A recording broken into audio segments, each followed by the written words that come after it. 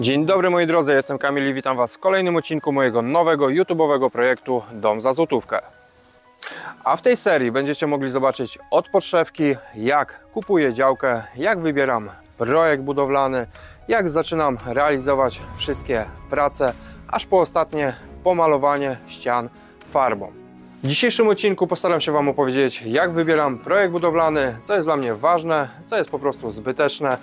Opowiem troszeczkę o moim podejściu właśnie do tej procedury wyboru projektu budowlanego, dlatego że uważam, że projekt budowlany to jest raczej najważniejsza rzecz w całym tym przedsięwzięciu. Jeżeli jesteście ciekawi posłuchania moich rad, zapraszam do oglądania.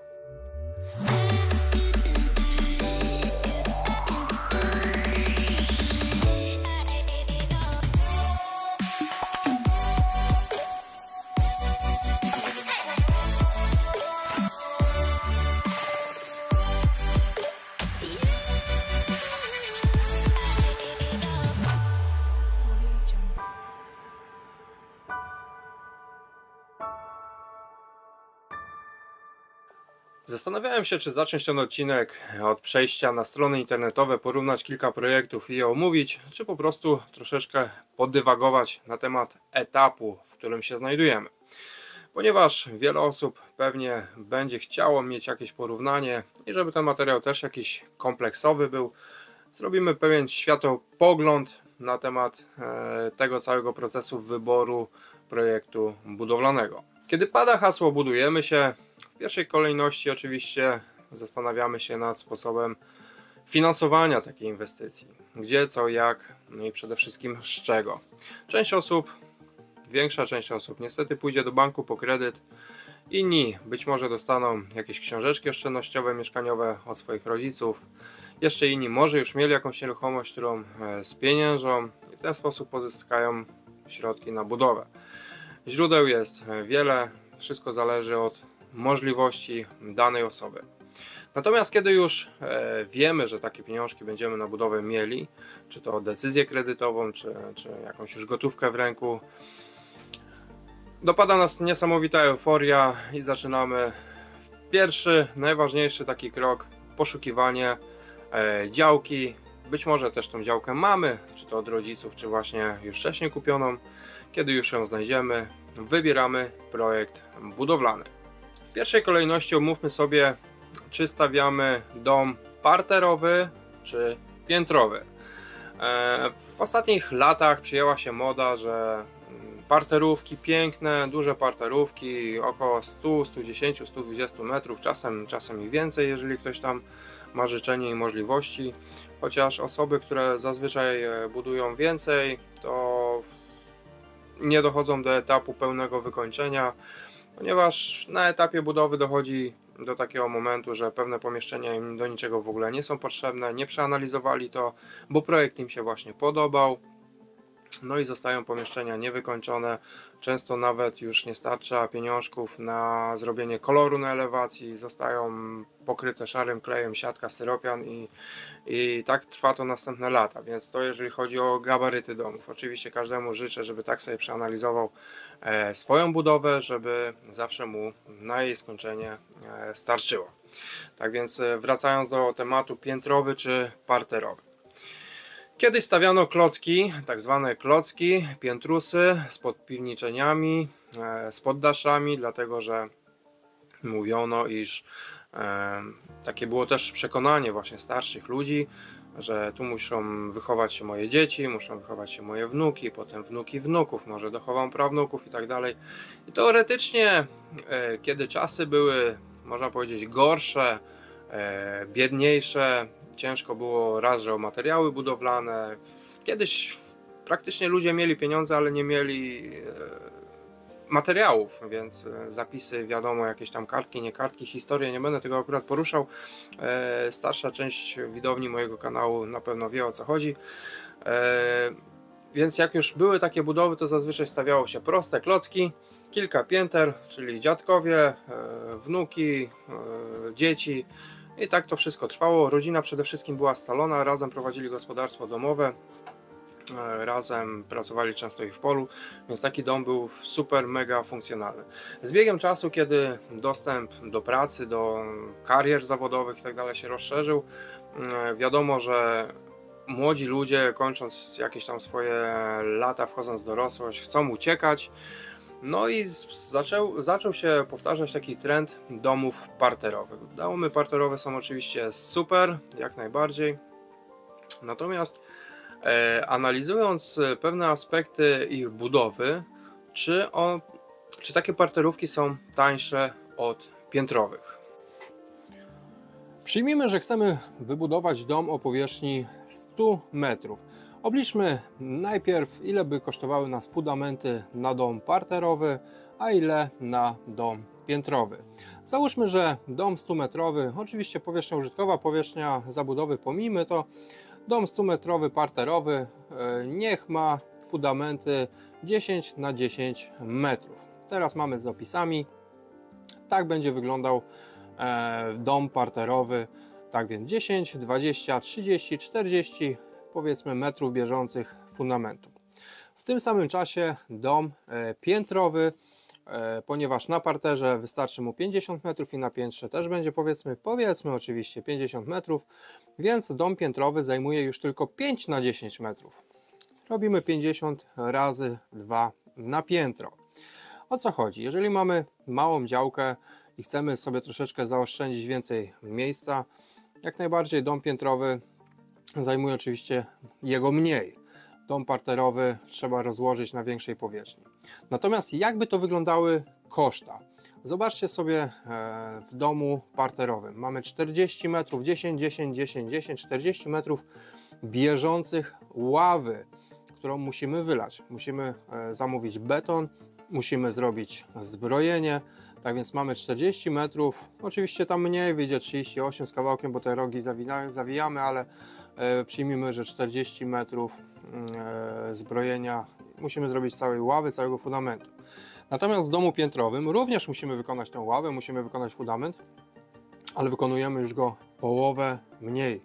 Mamy 50 metrów powierzchni zaoszczędzonej na samych fundamentach. Na samych ławach, jeżeli mamy 20 metrów bieżących, przyjmijmy już taką kosteczkę 50 na 50, no to podzielmy to na 4, to już mamy 5 kubików betonu mniej. Już stali teraz w tym momencie nie będę przeliczał, ale też musimy też mieć powierzchnię wykopu, która oczywiście też będzie mniejsza potem do zasypania, czy piachem, czy żwirem i tak dalej, i tak dalej. Fundament też trzeba by ocieplić, więc powierzchnia ocieplenia również odchodzi o dobre 20 metrów bieżących. Moi drodzy, ja uważam, że to jest bardzo dużo. Ok, skoro już wiemy, ile kosztują nas fundamenty, w tym porównaniu wygrywa oczywiście dom piętrowy. Mniejsza powierzchnia, mniej metrów bieżących, mniej metrów do wymurowania, mniej metrów stali, mniej betonu, oczywiście mniejsza powierzchnia. No teraz przechodzimy do ścian. No i tutaj przy budynku parterowym, zakładając nasze 10 na 10 metrów, to mamy 40 metrów bieżących. Powiedzmy, że murujemy sobie 3-metrową ścianę. 4 razy 3 daje nam to 120 metrów kwadratowych w budynku parterowym.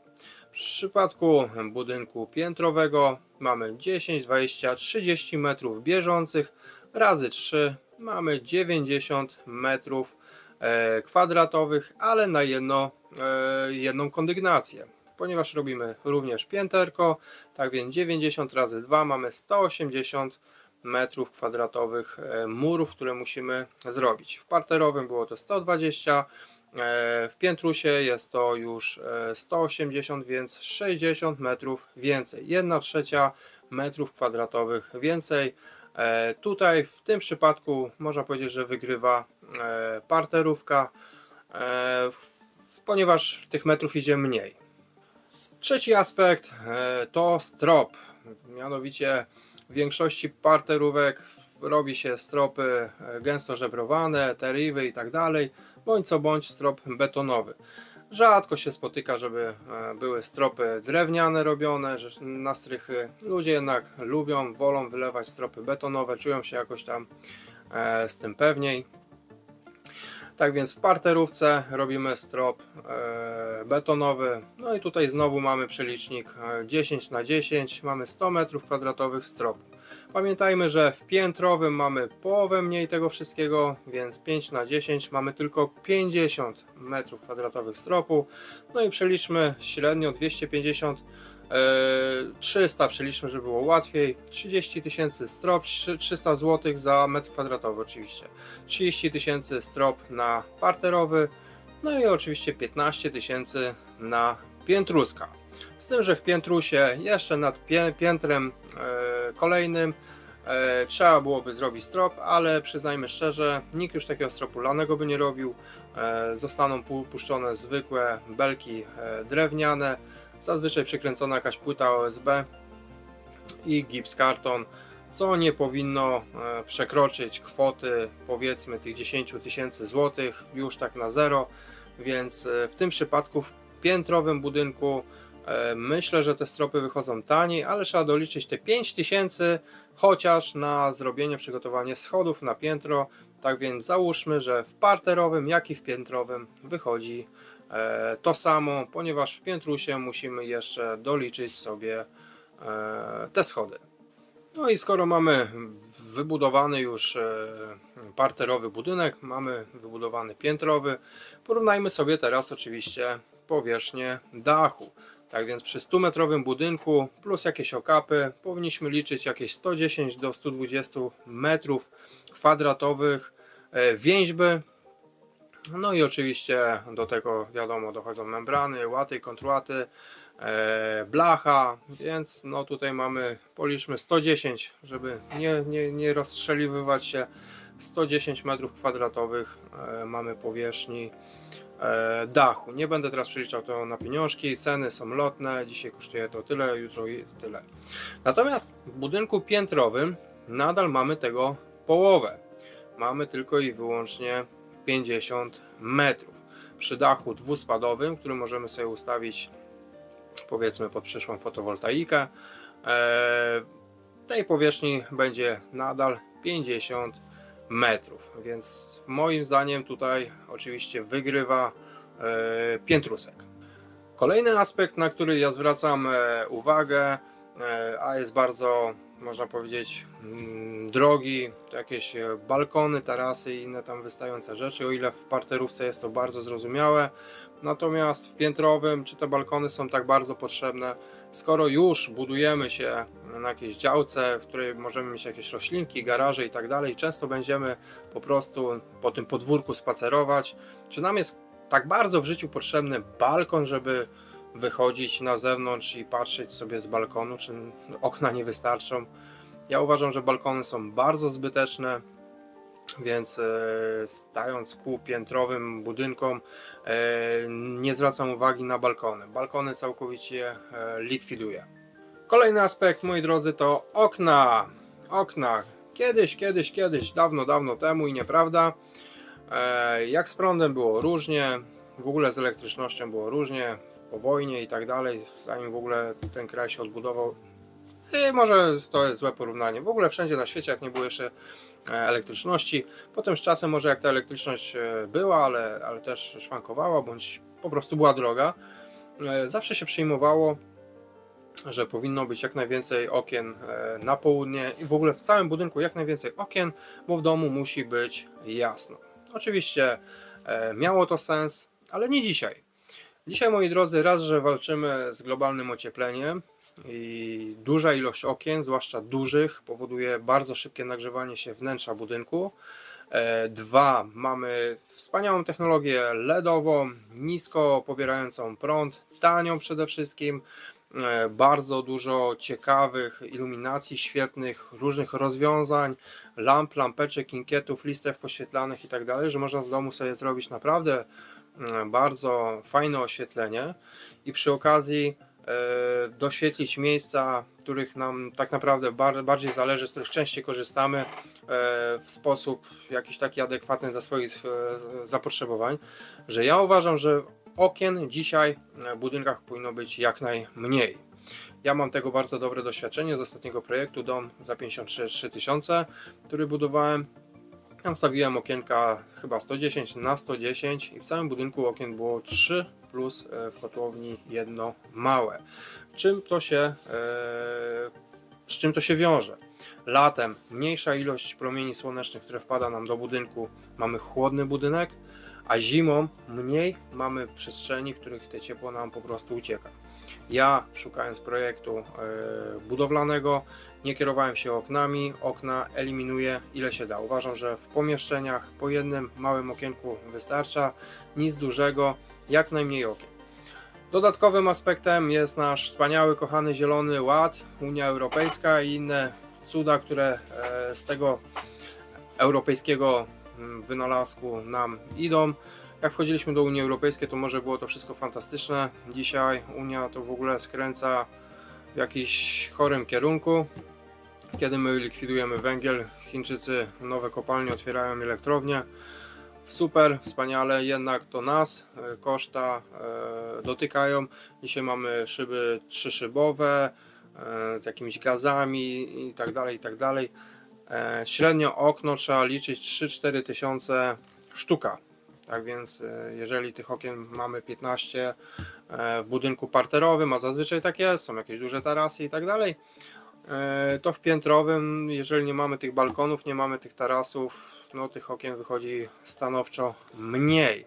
Tak więc same koszta okien do takiego budynku są o niebotycznie tańsze w budynkach piętrowych. Jeżeli nie robimy jeszcze dodatkowo okien żadnych dachowych, bo na przykład w piętrusie nie ma takiej potrzeby, kiedy będzie mały stryszek nad piętrem, to tam w ogóle już nie idą żadne okienka dachowe. Więc okna też bardzo ważną rzecz. Unikam projektów, gdzie jest dużo okien właśnie z tych dwóch powodów. Tego efektu cieplnego, no i drożyzny, co jest niezbędna. Wolę więcej czasu spędzić na świeżym powietrzu niż w domu, patrząc się powiedzmy przez okno. Garaż, moi drodzy, no niebotyczny wynalazek. Nie wiem, jak podchodzić do tego, żeby nikogo nie obrazić, czy w inny tam sposób. Nie wyobrażam sobie, dlaczego ludzie sobie robią ze swoich puszek jakieś świątynie, dla których muszą budować dla nich pokoje. Garaż w domu budowany wyłącznie dla samochodu jest moim pojęciem jakąś abstrakcją i nie wyobrażam sobie. Jeżeli miałbym naprawdę albo super Ferrari, super Lamborghini, albo naprawdę jakiś mega zabytkowy samochód, który chciałbym garażować, to przyznam szczerze, wolałbym wybudować budynek 35 metrów na zgłoszenie przy domu, niż budować garaż w domu. Garaż w domu to jest strata powierzchni, strata wszystkiego, w ogóle strata nerwów. Garaż to jest w mojej ocenie najgorszym pomysłem, jaki może być wewnątrz budynku. Kompletna strata miejsca, kompletna. Wszystko, co związane z żelastwem, mówię o samochodach, motorach i innych gadżetach życia codziennego, nie powinno to być dla nas tak ważne, żeby zajmować w budynku na to miejsce. Nie patrzę projektów kompletnie posiadających garaż. Garaż jest złem naprawdę niesamowitym. W miejsce garażu wolałbym mieć po prostu dodatkowy pokój, w którym bym coś sobie zrobił, nawet małą pracownię, a jeżeli bym chciał mieć coś a la garaż, to tylko wolno stojący na zewnątrz, poza domem. Dom to dom i to jest świętość. Na tym etapie powrócę sobie jeszcze na chwilę do dachu, rzuty dachów, wielospadowe, kąty, dwuspadowe, płaskie. Dachy płaskie mają to do siebie, że zazwyczaj jest zalany bardzo gruby strop, co jest też kosztowną inwestycją, dużo betonu, dużo żelastwa i tak dalej. Choć dach płaski ma swoje oczywiście niepodważalne atuty, jeżeli chodzi o współczesną pogodę, o wiatry, huragany. Jeszcze ich na szczęście aż takich nie ma, ale już widzicie, co się dzieje z pogodami, a lepiej nie będzie. To my musimy się przystosowywać do klimatu, a nie klimat do nas. Oczywiście dach płaski fajna rzecz, ale uważam, że bardzo droga. Dach kopertowy. No kto co tam lubi, tak? No wiadomo, ale no koszta też są dosyć spore. Ja jestem zwolennikiem dachów dwuspadowych o jak najmniejszym kącie. 30-35 stopni to jest maksimum, żeby były dobre spadki. 35 stopni to jest dobry kąt pod fotowoltaikę. No i projekt też poszukuje pod kątem, żebym miał chociaż jedną połać wystawioną na południe właśnie pod fotowoltaikę. Moi drodzy, czy chcemy, czy nie chcemy, czy nam się podoba, czy nie podoba, czy jeszcze nas rządzący wiele razy balona zrobią, na przykład teraz od lipca no, znowu jest zmiana dla prosumentów z tego starego systemu net meteringu, tak jak ja, dostaliśmy jakieś dziwne faktury, jakieś prognozy, jakieś pozmieniali nam okresy rozliczeniowe, wszystko po to, żeby nas poszukiwać troszeczkę na fotowoltaice. Niestety tak było, jest i będzie. Nikt nie chce, żebyście coś mieli za darmo, żadnych prądów. Jeszcze chwila minie i wszyscy będziemy pomalu przechodzić na off-gridy, bo tak będą kombinować, żeby oczywiście mieć z nas jak najwięcej pożytku.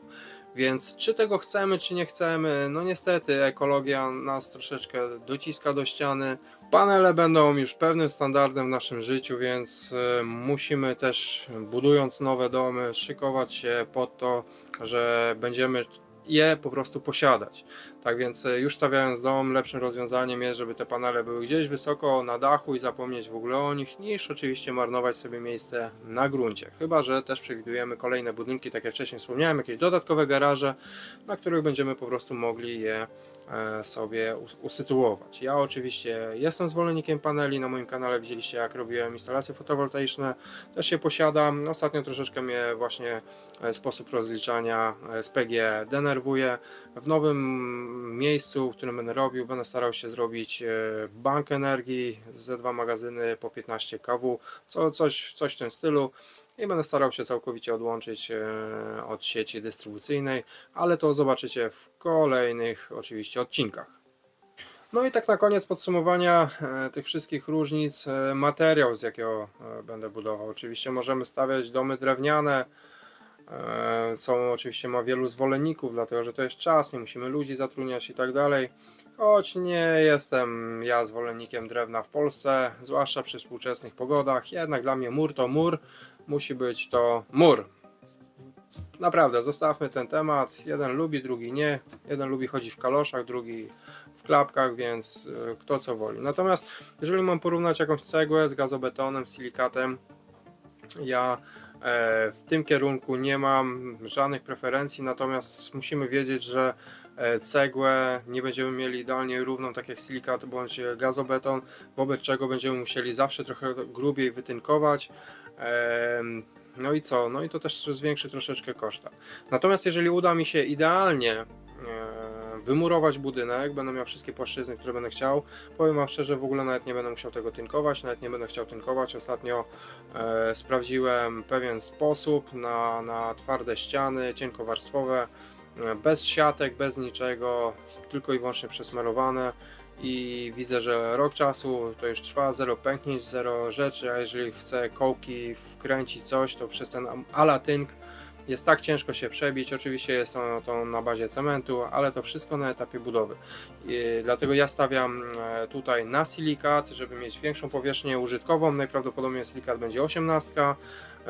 Jeżeli jeszcze jestem na etapie rozmowy z architektem, jeżeli nie będzie to szło tak, jak bym chciał, oczywiście wrócę do gazobetonu, ale ja się cegły do murowania podejmować nie będę. No i po tych wszystkich przemyśleniach na pewno Was zainteresowało, no to w końcu jaki żeś Kamil dom wybrał. Oczywiście wchodzimy na stronę Głównego Urzędu Nadzoru Budowlanego, bo tam są właśnie projekty niby te za złotówkę, ale one są kompletnie za darmo, które sobie pobieramy, ściągamy. Jest projektów bardzo dużo. Ja się sugerowałem tym, że nie chcę się bawić z kierownikami budowy, już miałem z nimi różne tam przeboje, jeden to wiedział, drugi nie wiedział, jeden starej daty, drugi nie zna nowoczesnych materiałów.